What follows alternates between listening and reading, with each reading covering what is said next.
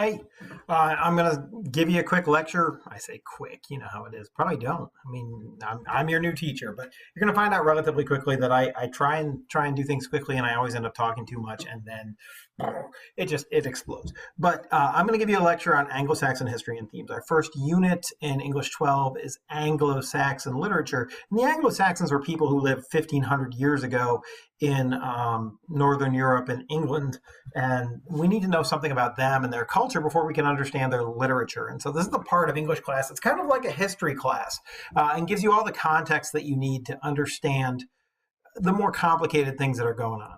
So let's start out with some Anglo-Saxon literature and themes. I'll probably break this lecture up into 2 or 3 smaller segments, and that way you can watch them a bit at a time instead of having it would normally be like a single class or a class and a half of background information, and we're going to try and do it in a few shorter lectures. So without further ado, did I go too far? The Anglo-Saxon period, and my picture is probably in front of things that it shouldn't be, so I'll move it over here. The Anglo-Saxon period lasted from 450 to 1066. So right now it's 2020. You can sort of do the math on that. It's a long period of time. We're talking about 500, 600 years of history, which America is only 200 and something years old. It hasn't even reached the 300 year as the United States mark yet. So here's some pictures. If you recall the lecture on the history of the English language, it turns out that the Anglo-Saxons came from a place called Saxony over here, and Anglia and Jutland, and they all came in sort of at the request of the Roman governor of Britannia to help police the country against Pictish and Briton invaders. Now, the Anglo-Saxons eventually took over the place, and it became Angloland, which became England, and they spoke the Anglo-Saxon language, and they learned to read and write in Latin, but they didn't write Latin. They wrote Anglo-Saxon using the Latin alphabet. But these are some images. Their warriors generally wore chainmail. There are lots of these helmets with sort of these eye guards and nose guards, but they have like a chainmail hanging that goes underneath. It's pretty cool looking. They fought like Vikings fought. They had round shields generally, and when they were in combat, they would all form into a formation and create what's called a shield wall, where they'd have all of their shields braced against each other and sort of stab over or under them. They lived in these large barn-like structures called mead halls, where the lord, the earl, I think was the term that they mostly used, would deal out treasure, and he would have retainers or these people called huscarls, and they would be like his personal bodyguard and his warriors, and they protect the peasants. So it was sort of a feudal system, but one that was much more based on clan and family and things like that. So moving along, we're going to get to themes. There are 3 themes of Anglo-Saxon literature that I want to talk about. Now, there's plenty more themes in Anglo-Saxon literature, but the big 3, the 3 that you can find in almost any piece of Anglo-Saxon literature, are the ones that I've got listed here. I guess I got to move my picture over here as well. So the 3 themes that we're going to talk about in 3 different lectures are civilization versus nature, Christianity versus paganism, in other words, the Christian conversion. These Anglo-Saxons came into England from Northern Europe with no contact really with Christianity. They associated Christianity with the Roman Empire. They wanted to become Roman, and so part of becoming Roman was becoming Christian, and they were converted by the Catholic priests and monks that the Romans had left behind. And it was a long process that took almost 600 years to be fully complete. But that conversion finds its way into Anglo-Saxon literature in a really big way. And then exile. Exile is your third theme, which we'll talk about. It sort of has 2 elements, traditional exile and earthly exile, and it makes a lot of Anglo-Saxon poems and stories allegorical, and we'll talk about that too. So let's start with civilization versus nature. We'll make that this lecture, and then I'll pause it, and we'll start a new lecture on Christianity versus paganism. So civilization versus nature. Here's some nice pictures of what it would have been like in Northern Europe at the time. just some scenery while I talk. Civilization versus nature is one of the oldest themes in literature. You can see it in the literature of many cultures. It's not just something that shows up in Anglo-Saxon literature, but it's different in Anglo-Saxon literature for a number of reasons. So let's go with something that you're familiar with. Most of you have read, or at least read parts of, the Odyssey by Homer. That would have been a ninth grade text back in the day. So the Odyssey is about this guy named Odysseus who is trying to get home to Ithaca, his homeland, and he's sailing on a ship. And it's essentially a story of civilization versus nature. Odysseus himself is a king. He represents civilization. He's all about hospitality and kindness and all of these things.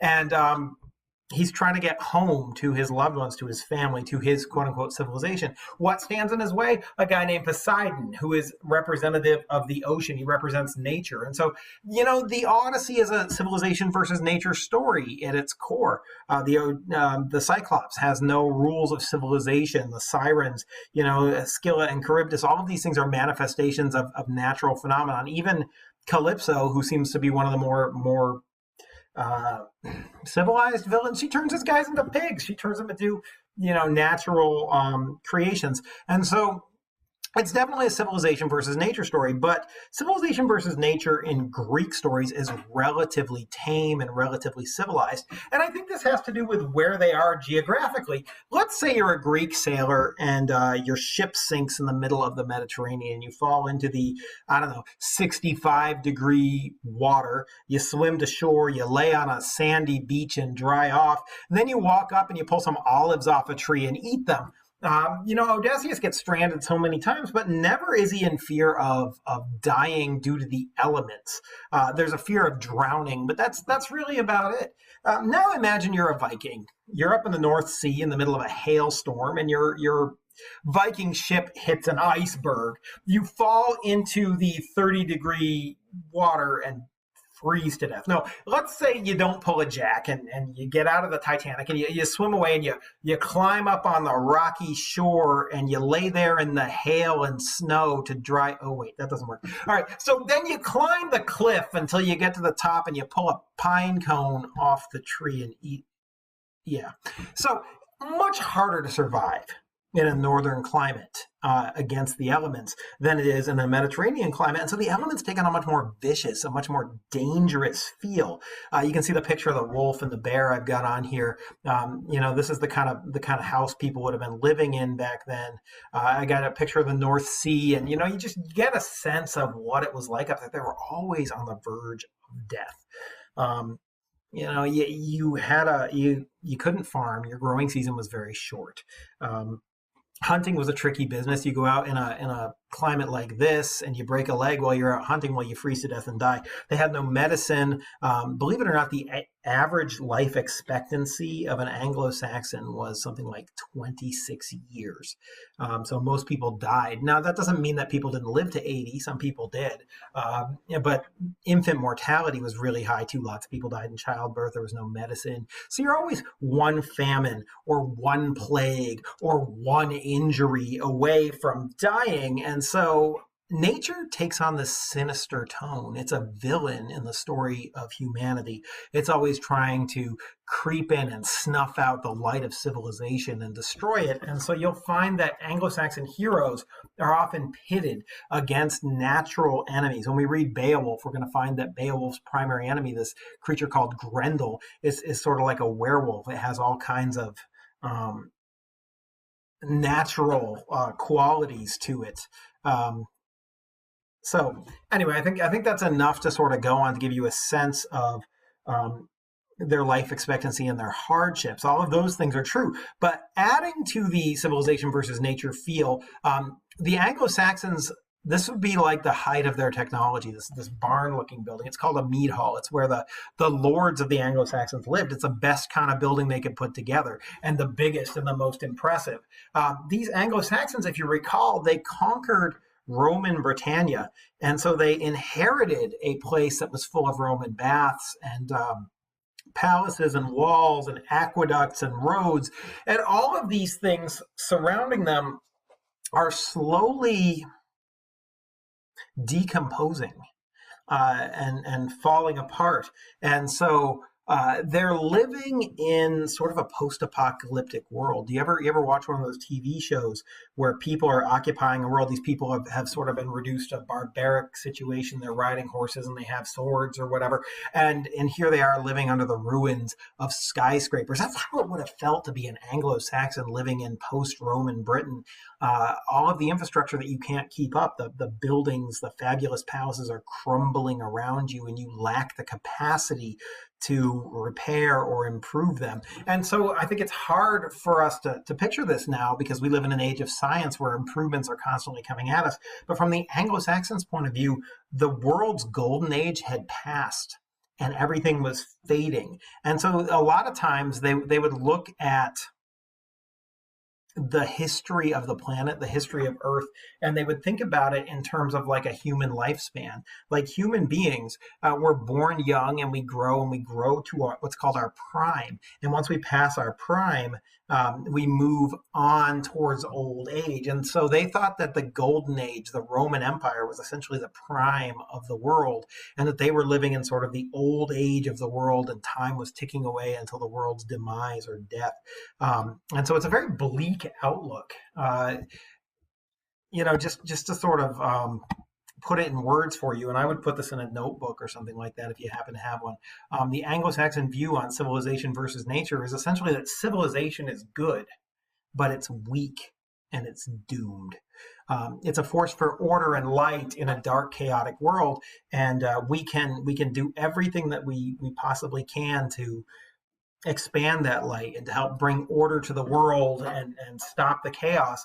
But we're doomed. We're not going to be successful. Civilization is going to fade just like every individual human being fades, because nature has a secret weapon, and nature's secret weapon is time. It doesn't matter how strong or how powerful you are, you're going to die, and nature's going to pee on your grave, and there's nothing you can do about it. And so everything we do is futile. It's wasted effort in some way against the grinding sort of erosion of nature against us and our civilization. So nature is seen as evil. It's all powerful. It's victorious. It's a force for darkness and chaos, and it will inevitably overpower and snuff out the light of civilization in the world. And that gloominess, that darkness, it really makes Anglo-Saxon literature different from other things that you read. It's got this heavy, dark feel to it that's unique in its own, and hopefully you'll get a sense of that. And so even though it's written about the same themes that you see all kinds of old stories, whether it's Gilgamesh or the Iliad or the Odyssey being written about, it deals with those themes in a different way. It doesn't anticipate that we as human beings will defeat nature. No, we will be defeated by nature. It's not about whether we win or lose. We're going to lose. It's about how you fight. It's about the fight that you put up. And so their great heroes are not invulnerable or invincible or going to elevate themselves to immortal status. No, they're going to die.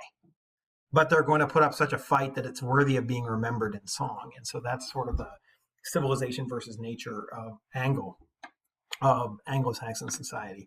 So I'm going to hit pause on this, maybe. Did that not save?